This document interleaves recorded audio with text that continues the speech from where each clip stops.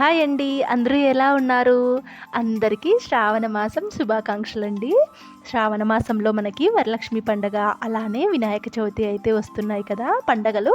ఈ పండగలకి బూందీ లడ్డూని ఎలా చేసుకోవాలి, ఎంత కొలతలు వేసి చేసుకోవాలి, అది ఫస్ట్ టైం చేసినా పర్ఫెక్ట్గా వచ్చేలాగా నేనైతే చేసి చూపిస్తాను. మీరు నేను చేసిన విధంగా ఒక్కసారి అయితే ఈ లడ్డూల్ని ట్రై చేసి చూడండి. మీకు కూడా ఎంత పర్ఫెక్ట్గా అయితే ఈ లడ్డూలు అయితే వస్తాయి. చూడండి ఎంత బాగా వచ్చాయి కదా లడ్డూలు. మీరు కూడా నేను చెప్పే కొలతలతో అయితే ఒక్కసారి ట్రై చేయండి.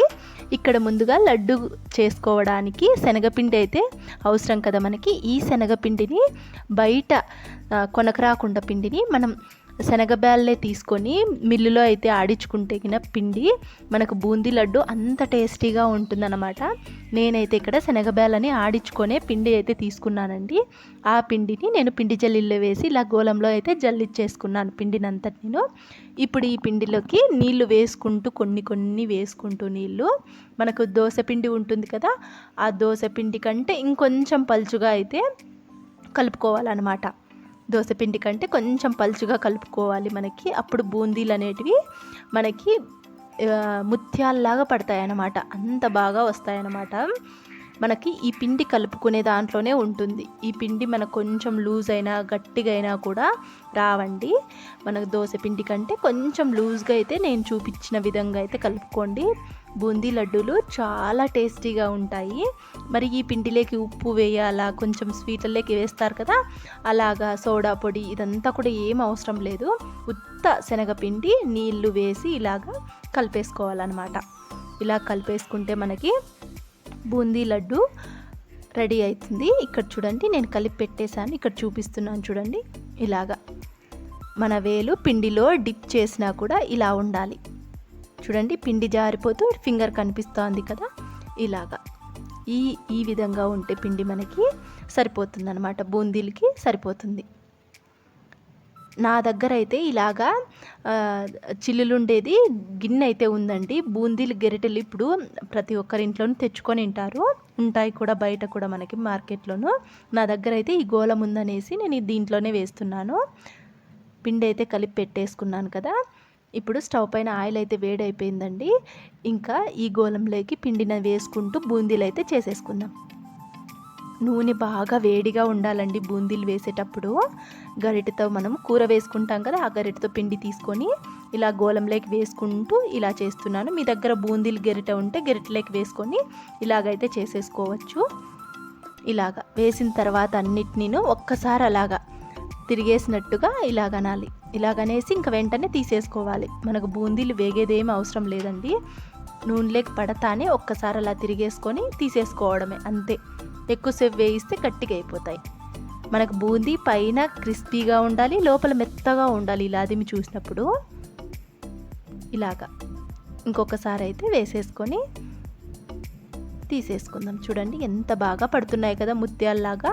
మనం పిండిని కలుపుకునే దాంట్లోనే ఉంటుంది. పిండి ఒక్కటే కలుపుకొనేసి ఇలా బూందీలు చేసేసామంటే మనకి లడ్డూలు అయితే ఈజీగా చేసేసుకోవచ్చు. మనకి ఇక్కడ టైం బూందీలకు ఒక్కటే పడుతుందండి. చూడండి నేను బూందీలన్నిటినీ కూడా చేసేసాను. ఇలాగా పైన క్రిస్పీగాను లోపల మెత్తగాను ఇలా ఉంటే మనకి బూందీలకి సరిపోతుందన్నమాట. బూందీలన్నీ చేసి పక్కన పెట్టేసుకుందాము. ఇప్పుడు చక్కెర, బూందీలకి మనం శనగపిండి ఎంత అయితే తీసుకున్నామో చక్కెర కూడా అంతే తీసుకోవాలి. అది మీరు గ్లాస్తో తీసుకుంటారా, గిన్నెతో, బౌల్తో ఏ దాంతో తీసుకుంటే శనగపిండి, దాంతో ఎంత శనగపిండి తీసుకుంటే అంత చక్కెర అయితే తీసుకోండి. ఇలాగా నేను తీసుకున్న చక్కెరకి 2 గ్లాసుల నీళ్ళు అయితే వేస్తున్నాను. ఇలాగా చక్కెర మునిగేంత వరకు నీళ్ళు అయితే వేసేసుకోవాలి. వేసేసుకున్న తర్వాత ఒక్కసారి ఇలా కలిపేసుకుంటే సరిపోతుంది. మనకి ఈ చక్కెర పాకు తీగ పాకం వస్తే చాలు. మనకు ఎక్కువ పాకం ఏం అవసరం లేదు. గులాబ్ జాముకు పడతాం కదా, అంతకంటే కొంచెం థిక్నెస్ ఉంటే మనకు సరిపోతుంది అనమాట. ఈ చక్కెర పాకు వచ్చే లోపల ఇప్పుడు మిక్సీ గిన్నె తీసుకొని మిక్సీ గిన్నెలోకి ఇలాగ 3 పిటికెన్లన్నీ కొన్ని బూందీలు అయితే వేసేసుకొని మిక్సీ అయితే పట్టేసుకుందాం. ఇలాగ మిక్సీ ఎందుకు పట్టుకోవాలి అంటే ఈ బూందీలతో ఆడిచిన ఈ పొడి మనకి ఉంటలు చుట్టుకునేటప్పుడు బాగా వస్తాయన్నమాట. ఉంటలు బూందీలు లడ్డూలు ఉంటలు చుట్టుకునేకి బాగా వస్తుందన్నమాట. ఇలాగా కొన్ని ఆడించుకొని పెట్టుకోవాలి. ఇలాగ ఆడిచ్చేసుకొని పెట్టుకుంటే మనకి ఉంటలు చుట్టుకోవడానికి బాగా వచ్చేస్తాయి లడ్డూలు. ఇప్పుడు చక్కెర పాకుని చూద్దాం, పాకు వచ్చిందేమో. ఒక్కసారి ఇలా కలిపేసుకొని ఇప్పుడు పాకు ఎలా పట్టాలి అనేది నేను చూపిస్తాను మీకు. ఇక్కడ చూపిస్తున్నాను చూడండి, ఇంత మటుకు వస్తే సరిపోతుంది. ఇలాగ తీగ పాకం, లైట్గా తీగ పాకం అయితే వచ్చింది కదా, ఇలాగ వస్తే సరిపోతుంది.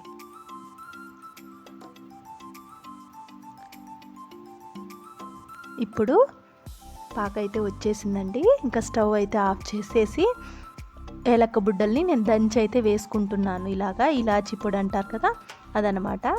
అలానే పచ్చకర్పూరం అండి, ఇది ఇక్కడ నేను చూపిస్తూ ఉండేది. ఇప్పుడు ఈ పచ్చకర్పూరాన్ని ఇలాగ నలిస్తేనే పొడి మాదిరి అయిపోతుంది. ఇది వేస్తే మనకి ఏ ప్రసాదం లేకైనా ఇలాగ లడ్డూలు లేకైనా చాలా టేస్టీగా ఉంటుందండి. స్వీట్లలోకి చాలా బాగుంటుంది. ఇది మనం టెంపుల్స్లో పెడతారు కదా, అదే మంచి స్మెల్ వస్తుంది, అంతే టేస్ట్ వస్తుంది అనమాట. ఇలాగ చక్కెర పాకులోకే వేసేసుకోవాలి, అంతా కలిసిపోతుంది బాగా. ఇప్పుడు బూందీలన్నిటినీ కూడా ఈ చక్కెర పాకంలోకి అయితే వేసేసుకుందాం. ఇలాగ బూందీలన్నిటినీ కూడా వేసేసుకొని పొడి ఆడిచి పెట్టుకున్నాం కదా మనం బూందీల పొడి, ఆ పొడి కూడా ఇందులోకి వేసుకోవాలి. ఇప్పుడు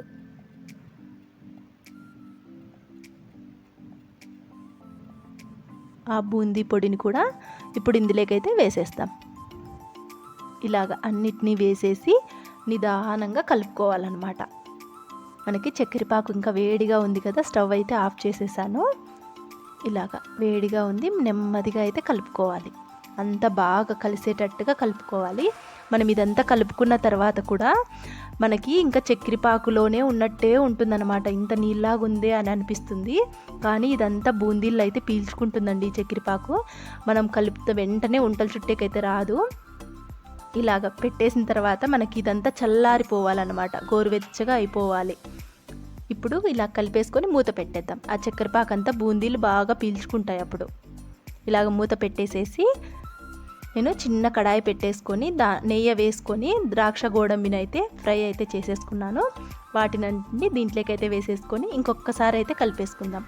ఆ నెయ్యను ద్రాక్ష గోడంబిని నేతిలో వేయించాను కదా, అదంతటిని ఇందులోకి అయితే వేసేసి ఇంకొకసారి ఇలా కలిపేసుకొని మూత అయితే పెట్టేసుకొని పూరా మనకి గోరువెచ్చగా అయ్యేంత వరకు పెట్టేసి అప్పుడు ఉంటలు చుట్టేసుకోవాలన్నమాట.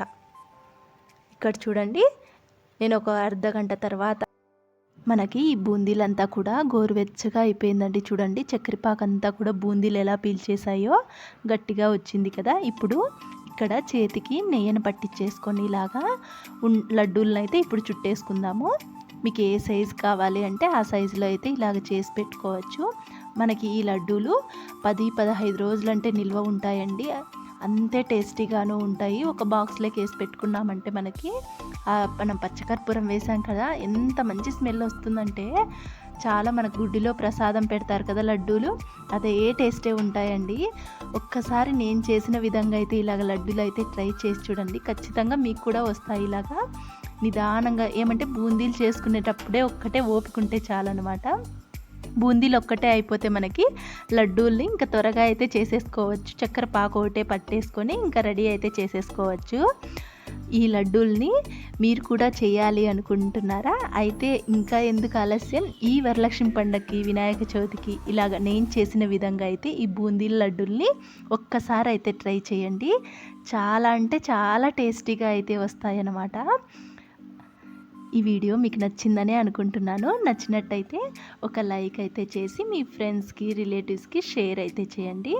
ఇంకా మన ఛానల్ని ఎవరైనా సబ్స్క్రైబ్ చేసుకొని వాళ్ళు ఉంటే ప్లీజ్ సబ్స్క్రైబ్ అయితే చేసుకోండి. ఈ బూందీ లడ్డు వీడియో మీకు నచ్చిందనే అనుకుంటున్నాను. ఒక్కసారి మీరు కూడా ట్రై చేసి ఎలా వచ్చింది బూందీ లడ్డు అనేది కామెంట్ అయితే చేయండి. ఇంకా మీకు ఏమైనా డౌట్స్ ఉంటే కామెంట్స్లో అయితే చెప్పండి. Thanks for watching the video. Bye bye.